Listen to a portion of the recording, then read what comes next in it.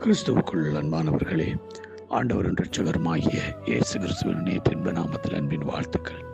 நாம் தொடர்ச்சியாக ஆயுதம் தரித்தவர்களாய் நாம் பிசாசின் தந்திரங்களோடு எதிர்த்து போராடவும், தீங்கு நாளில் அவைகளை எதிர்க்கும்படிக்கும், சகலத்தை செய்து முடித்தவர்களாய் நிற்கவும், தேவ பலத்தில் நிற்கும்படி அழைக்கப்பட்ட நாம் ஆயுதத்தை தரிக்க வேண்டும் என்று வேதம் எங்களுக்கு கற்றுக் கொடுக்கிறது. எப்படிப்பட்ட ஆயுதத்தை நாம் தரிக்க வேண்டும், எப்படிப்பட்ட சூழ்நிலையில் நம்ம ஒரு போர் வீரனாக நிற்க வேண்டும் என்பதை குறித்து எபேசியர் 6வது அதிகாரம் 14வது வசனம் தொடக்கம் அங்கு சொல்லப்படுகிறது.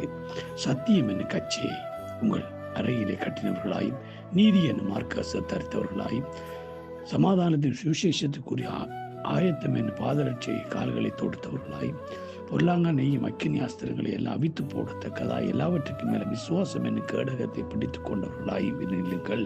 ரட்சணியம் என்னும் தலைச்சிராவையும் தேவ வசனமாய் ஆவியின் பட்டயத்தையும் எடுத்துக் கொள்ளுங்கள். அல்லேலூயா. ஆம்பரியமான தேவ பிள்ளைகளை, இங்கே சொல்லப்படுகிற ஒவ்வொரு உபகரணங்களை குறித்து பார்க்கிற சத்தியம், நீதி, ஆயத்தம், விசுவாசம், ரட்சணியம் என்ற இந்த காரியங்கள் ஒவ்வொன்றும் எங்களோட ஒவ்வொருவருக்கு பாதுகாப்பானதாகவும், தேவனுடைய வார்த்தை எங்களோட ஆயுதமாகவும் இருக்கிறது. ஆகவே ஆண்டவர் எங்களோட யுத்தம் பண்ணுகிறதுக்கு முன்பதாக ஒரு ஆயுதத்தையும், பாதுகாப்புக்குரிய காரியங்களை அவர் 5 வகையான பாதுகாப்புக்குரிய காரியங்களை நமக்கு சொல்லிக் கொடுக்கிறதை பார்க்கிறோம்.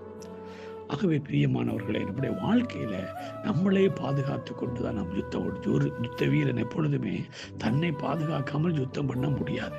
அவன் கட்டாய மார்க்கசத்தை அறிய வேணும், தலைச்சீராவை அறியணும், பாதரட்சி அணிய வேணும். அப்படிப்பட்ட மார்க்கசவத்தை கொண்டு கேடகத்தை பிடித்தோட காரணம் என்னன்னா, எதிரியிலிருந்து வருகிற சகல தாக்குதல்களையும் எதிர்கொள்ளக்கூடிய, தடுக்கக்கூடிய அந்த உபகரணங்கள் அவனுக்கு தேவை. அவன் தாக்குறதுக்கு தேவ வசனமாகிய அந்த வார்த்தை அவருக்கு இருக்கிறது. ஆகவே கிறிஸ்துவுக்குள் மாணவர்களை, நாம் எப்படிப்பட்டவர்களாய் பாதுகாத்துக் கொள்கிறோம்? நம்மளை பாதுகாத்துக் கொள்ள சத்தியம் நம்மளிடத்தில் இருக்கிறதா? நீதி நம்மளிடத்தில் இருக்கிறதா? ஆயத்தம் நம்மளிடத்தில் இருக்கிறதா? விசுவாசம், ரட்சணியம் நம்மளிடத்தில் இருக்கிறதா? அவைகள் தான் நம்மளை பாதுகாக்கும். தேவ வசனமாகிய அந்த ஆவியின் பட்டயம், இருபுறமும் கருக்குள்ளதான பட்டயம், அது நம்மள்ட இருக்கிற போது அது நமக்கூடாக யுத்தம் பண்ணுவதற்கு ஏதுவாக இருக்கு. லூக்கா 11வது அதிகாரம் 21வது வசனம் சொல்லுது, ஆயுதம் தரித்த பலவான் தன் அரண்மனையை காக்கிற போது அவனுடைய பொருள் பத்திரப்பட்டிருக்கும். ஆமேன்.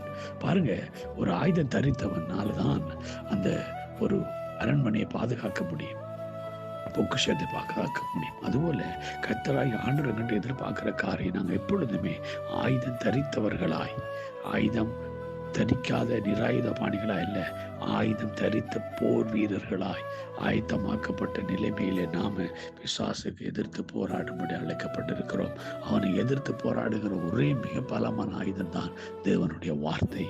இயேசு கிறிஸ்து அவருடைய வார்த்தையினாலே தான் அவர் ஜெயம் கொண்டார் பிசாசை. அவர் எங்களுக்கு ஒரு முன்மாதிரி வைத்து போயிருக்கிறார்.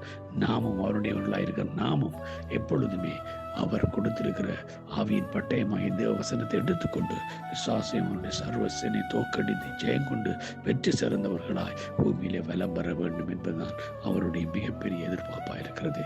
ஆகவே அவருடைய எதிர்பார்ப்பை அறிந்தவர்களாய், நல்ல போர் செய்வர்களாய் போராடும்படியாய்